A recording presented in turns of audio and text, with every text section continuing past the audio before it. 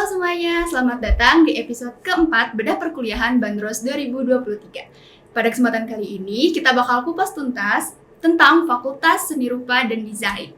Tentunya aku nggak sendiri dong di sini. Aku ditemenin sama Kak RK, halo. Nah, jadi di sini aku bakal nanya-nanya nih Kak tentang Fakultas Seni Rupa dan Desain nih.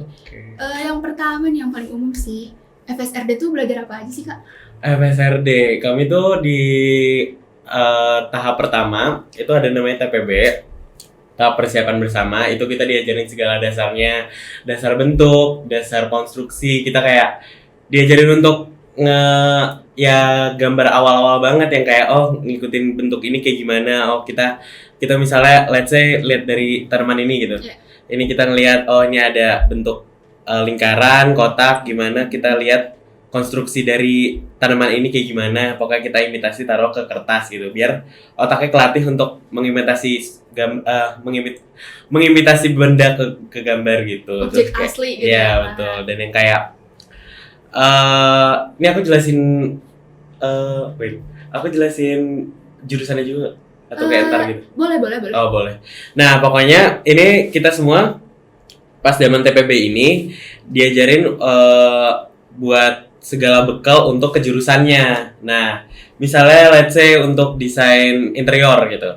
Kita bakal diajarin tentang ruang gitu-gitu, tapi yang level awalnya banget, level satunya banget biar semuanya bisa belajar tentang itu. Dan kalau misalnya pengen masuk desain interior gitu, let's say udah ada bekalnya gitu. Jadi semuanya juga dapat gitu. Terus kalau misalnya ntar juga diajarin untuk kayak medium awal tentang kayak watercolor gitu-gitu, terus kayak belajar dari awal banget kayak pensil gitu-gitu. Dan kita juga ada matkul yang kayak 3D-nya juga, ada yang tanah liat gitu-gitu. Pokoknya kita kayak kenalan sama semua media gitu loh. Jadi kayak untuk level awalnya banget gitu loh kalau untuk di TPB gitu. Ya jadi secara umum ya, jadi udah belum spesifik gitu ya. Oke, terus kalau boleh tahu nih, kakak masuk ke FSRD itu lewat jalur apa sih? Aku masuk jalur SBMPTN. Kalau gitu perkiraan nih skor UTBK untuk teman-teman semua yang mau masuk FSRD itu berapa sih? Kayak waktu itu tuh kayak 700-an kurang lebih gitu deh. Aku pokoknya lupa. Amannya sih gitu ya kalau masuk FSRD. Terus satu angkatan itu ada berapa orang sih kak? Satu angkatannya untuk angkatan aku tuh ada 350. 350. Tapi itu dibagi 3 kampus. Jadi kita tuh ada kampus Ganesha yang di Bandung, ada yang Jatinangor, ada yang di Cirebon. Nah, tapi zaman TPB-nya itu tuh nyatu. Enggak deh. Yang itu katanya.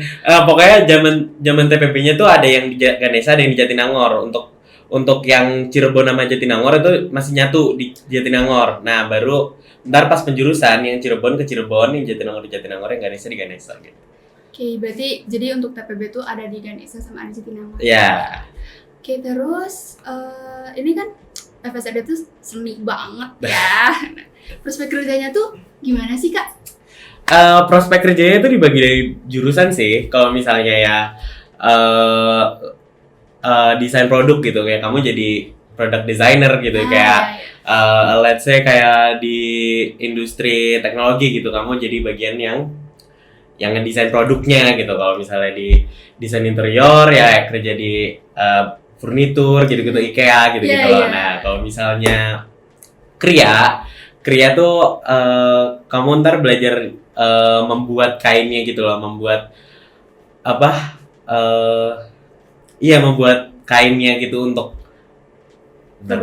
untuk diproduksi. Ya gitu. Nah, kalau untuk seni rupa kamu jadi seniman gitu. Ya, seniman banget lah, seniman garis keras. Dan ada ada yang terakhir itu DKV.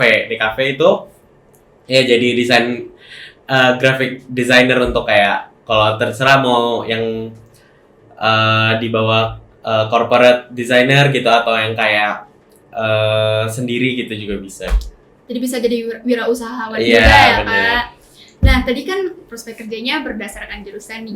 Berarti di FSRD itu ada jurusan apa aja sih?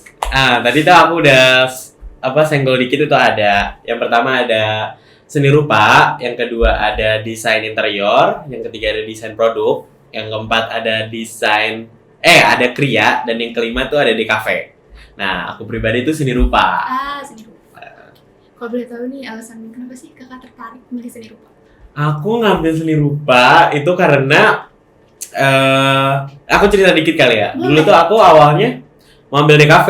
Dari awal tuh Ah. aku udah kayak DKV banget gitu kan. Terus lama-lama pas kesini aku tuh ngerasa aku tuh pengen belajar kayak yang seni tradisionalnya gitu loh, kayak nah kan di seni rupa lagi tuh di dalamnya ada seni lukis, ada seni grafis, ada seni patung, ada seni keramik, dan ada drawing. Nah di situ tuh kita itu kan tradisional semua kan. Jadi kayak di sana kita diajarin untuk kayak ya kenal lebih dalam lagi, kenalan sama media-media yang tradisional gitu, dan yang kayak aku pengen sih itu jadi jatuhnya tuh kita dikasih wadah untuk berkarya banget gitu loh. Nah kan kalau misalnya aku ngambil DKV gitu, kita udah diajarin banget untuk kayak ABCD-nya. Nah, fun thing about aku masuk seni rupa, kita tuh nggak diajarin. Jadi kita bebas berekspresi. Iya, jadi kita tuh nggak diajarin yang kayak ngelukis caranya gini A B C D, enggak. Yeah. Pokoknya kita dikasih kayak kalian dikasih pelajaran aja gitu loh, kayak misalnya aku lagi dapat matkul lukis gitu. Kita diajarin ada aliran A B C D. Nah, tapi kalian ntar bakal dikasih tugas A gitu misalnya. Nah, tapi dari A itu interpretasinya terserah mau kayak gimana, bentuknya gimana, bla bla bla. Tapi di perjalanan itu bakal ada asistensi dan yang kayak opini-opini dosen. Tapi di situ tuh jatuhnya kita dikasih wadah aja sih untuk kayak berkarya aja Iya, gitu. jadi kita bisa berekspresi. Itu sih yang aku tertarik banget dari kayak kebebasannya itu loh. Di seni rupa ya, Mhm. Kak.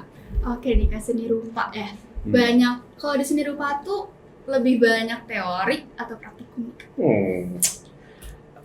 Coba aku review lagi dari matkulnya. Kan matkul ada dua yang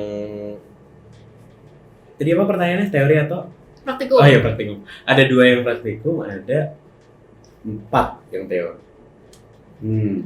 Kayaknya sih menurut aku kayak jatuhnya 60% teori, 40% praktikum. Tapi teorinya tuh menyokong untuk itunya jadi loh. dasar dari praktikum itu dari gitu. teori ini. Iya, gitu ya. benar. Terus kalau praktikum itu kayak gimana aja sih?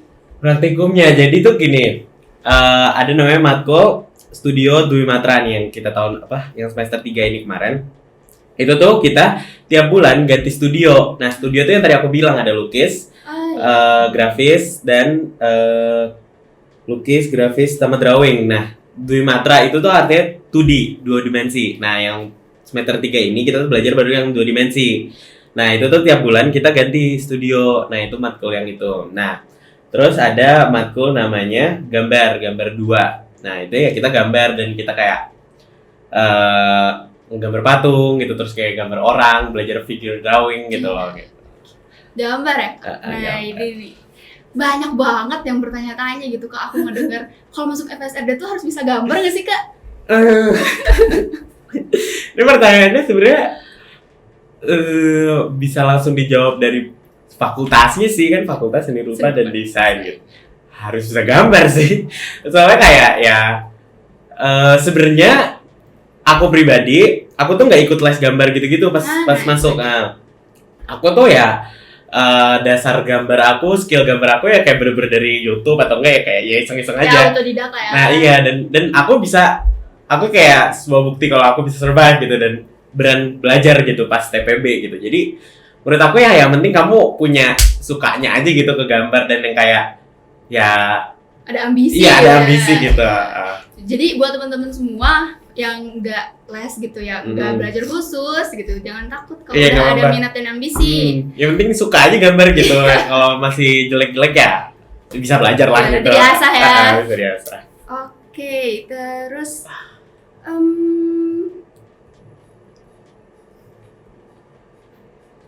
oh ya, terus TPB-nya tersendiri nih. Tadi kan udah disentuh sedikit nih tentang TPB-nya.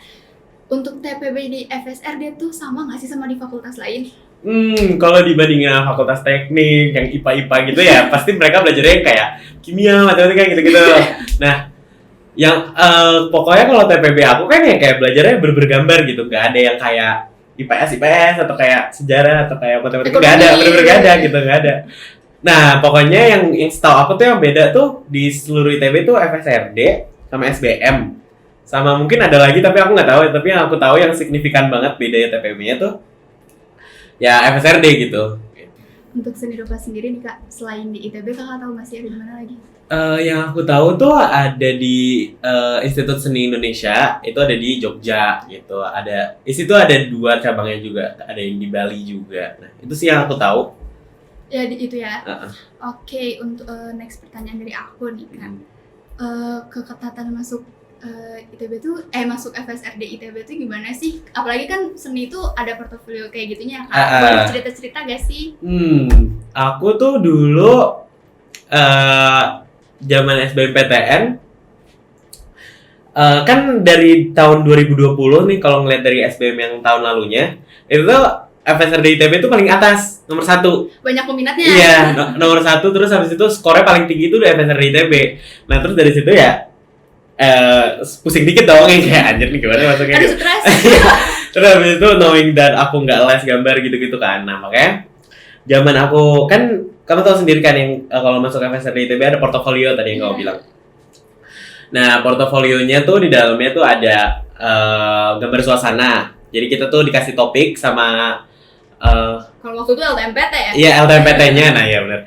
LTMPT-nya kita dikasih topik. Waktu itu aku tuh dikasih superhero menyelamatkan banjir gitu. Nah, terus habis itu ada gambar still life. Pokoknya kita disuruh kayak gambar semangka, gelas, HP sama something lain gitu. Terus habis itu yang ketiga ada gambar bebas. Nah, di gambar bebas ini kalian ngasih tahu kayak skill kalian itu kayak mau ngarah kemana sih gitu. Nah, waktu itu aku ngasih ke lukisan aku gitu sih. Nah, terus kayak kan aku tadi bilang aku nggak les kan. Nah, dari sini aku ngulik-ngulik sendiri.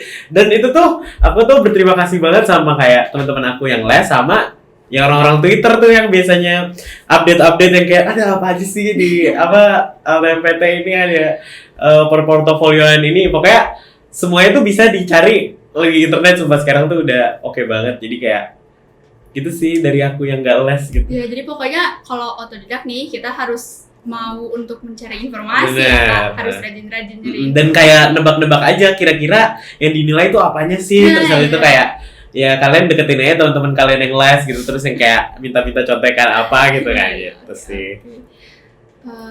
Oke Kak, paling segitu sih ya pertanyaan yang aku bisa tanyain ke Kakak. Sebelum kita sudahi nih sesi sekarang, ada pernyataan nggak nih, pesan-pesan gitu dari Kakak buat teman-teman semua pejuang kuliah di sini? Untuk berarti tahun depan ya, ini kan udah akhir tahun nih. Yeah. Ya, tahun depan untuk pejuang 2023 nih. Kalau kalian mau masuk FSRD, pokoknya kalian ya kalau untuk masalah TPS, TPA-nya itu ya kalian belajar seserius mungkin lah ya. Kayak aku juga kayak pokoknya itu kalian belajarlah di bagian itu ya. Tapi untuk yang kayak di bidang gambarnya, pokoknya segala-galanya itu ada di internet. Pokoknya kalau cara gambar anatomi gitu-gitu aku tuh belajar dari YouTube. Sumpah nggak ada tuh yang kayak yang nggak ada di YouTube tuh nggak ada gitu. Jadi kalian segala informasinya tuh ada di internet dan kayak ngulik-ngulik aja, latihan tiap hari. Mungkin kan sekarang udah mau Januari nih, berarti kalian udah mulai untuk belajar terus habis itu gitu sih, semangat aja, bisa kok. Bisa, harus semangat pokoknya ya.